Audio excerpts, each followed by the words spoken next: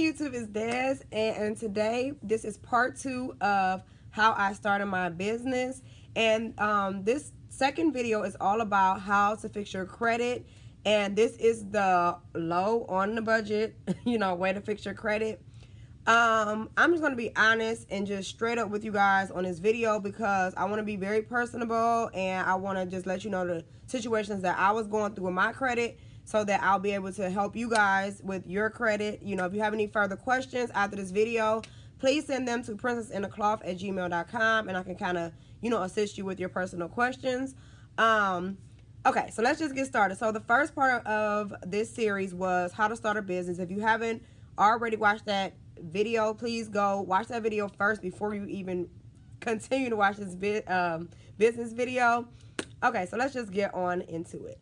So when I first purchased my home, which was in 2009, I had a credit score of a 804 or 5 or so, but it was a little bit over 800, which was a perfect type of credit score. To me, anything over 750 is perfect because it's very, very hard to get your credit up and keep your credit up. However, after I purchased my home, I got into a little credit card debt. Just, wanting to purchase stuff for my home, being my first home, young. I purchased my home at, how old was I when I purchased my home? I'm not sure, maybe like 24, I'm not sure, but I was pretty young. So I wasn't, financially educated on how to, keep my credit up. So I got into a lot of credit card debt, and the jobs that I had, as teaching and in collections and just working for myself as self-employed for, I had a home daycare. It wasn't enough to have all of that debt. So like the debt to income ratio, you have to be very, very cautious when you are getting into credit cards. So my advice would be to have only one credit card. I was up to about 3 or 4 at the time, and it just wasn't good because my credit score was so high that excuse me, these banks know they're out for money. So what they do is they give you these crazy limits. So at the time I had to be honest, I had about almost $30,000 of credit card usage that I could just use to do whatever. So I would say I probably used about I probably got into debt probably around $15,000 to $16,000, which wasn't a good thing because when you use more than half, it's not good. You want to stay at 25%. That's why I think it's just best that you have one credit card if you can, because when you have that one credit card, it still helps your credit, stay up there, but it's not going to hurt you in the long run because it's better to just have the one to worry about than to have all these different things over your head. So fast forward, before I started looking into doing my business, my credit score had dropped to a 630, which still isn't terrible, but it's not that great when you're looking into opening up a business. So in my opinion, it's just my personal experience, you're going to need at least a 700 credit score to move into a space. I'm not saying if you want to do something online. I'm not saying if you want to do something, from out of your home. But if you're looking to rent a space from someone, you have to have at least a 700 to 750 credit score. 700 is good if you don't have a lot of debt. Okay. So in order to do the credit, to fix your credit, some things you can do on a budget. The first thing is to go on Credit Karma. Download Credit Karma. Is completely free. I've never paid anything for that website. You go on Credit Karma, you look at everything you have on your credit. Of course, student loans is always going to be a problem for anyone. There's no way around it, unfortunately. But what I would do is I would call them, give them your income, and try to get a very, very small, or if you have a very good income, then try to get the minimum payment that you can make and make sure that you stay current on those payments because they do hold that against you when it comes to your credit. So for me, I had about $20,000 in student loan when I first finished school. I paid off $5,000 before I bought my house, got it down to $15,000. So fast forward, I really wasn't paying on them, honestly. I just didn't care. I'm young, so I'm like, whatever. It's not going to affect me as long as, I'm making my minimum payment. Minimum payment was interest, basically. Fast forward 10 years later, you still have $15,000. So that was on my credit. So I went on Credit Karma, and like I said, it's completely free. And there were some things on there that I'm like, this is either old, 7 years. They say it drops off. Some stuff was still on there.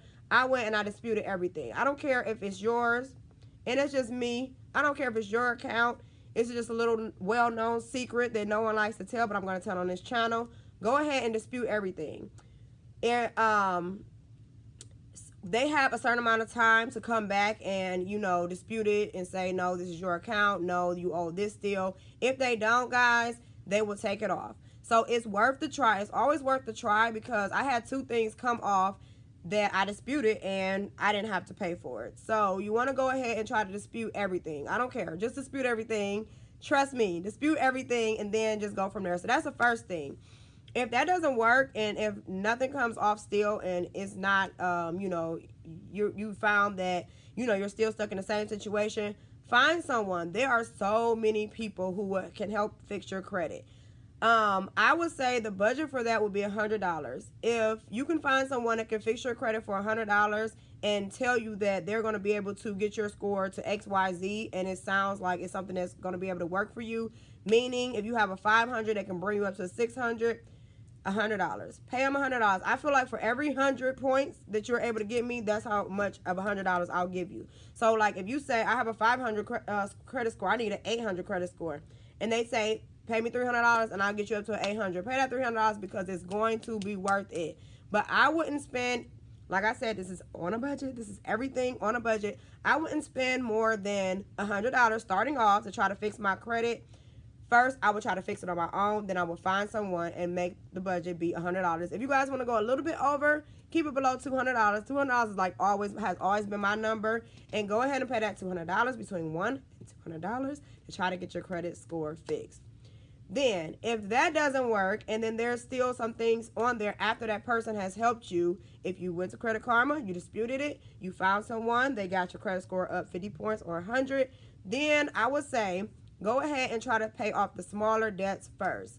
The smaller debts, you would be surprised, but those are really, really going to help you a lot. So if it's, you know, a lot of people, I know this is a big one, is cell phone. If you had a cell phone bill and you owed them another $300, $400, guys, call them up and say, hey, this is on my credit. Can I give you guys $200 right now? $200, see? $200. $200, again, I always mention this. This is $200 worth of food a month that, on average, the average, you know, adult, you know, who is working probably spends on fast food a month or eating out. If you add it all up, it's about $200, give or take, between a month or 2. Save up that money, pack your lunch, and use that money to pay off those smaller debts. And then the last one would be to consolidate. So I know consolidation may be a little hard because you don't have the credit to go ahead and, you know, put 3 credit cards on one. So what I mean when I say consolidate, that would be like consolidate the things that you're using your money on. So let's see. For instance, if you know for a fact that you go to a bar at least twice a month, this is where the consolidation is going to come in. So you go to the bar at least twice a month. You want to act like you're going to go to that bar and say, for instance, on average, you spend about $40 to $50 twice a month. You're going to put that money aside. You're going to stay at home, and then you're going to use that money, and you're going to put it towards those bills to try to get it all consolidated, to try to get it all paid off. Because remember, if you watched the last video, if you are not ready to work, then this is not going to work for you. You don't want to become a business owner. You don't want to work for yourself, because you have to be ready to make those sacrifices and put in the work. So fixing your credit, the 4 or 5 steps, I would say: Credit Karma, find someone to fix it, pay off the smaller debt, call for the settlements, and then consolidate. I hope you guys enjoyed this video. Please be looking out for the next 3 videos. I hope you guys enjoyed this one. Until next time, YouTube. Bye.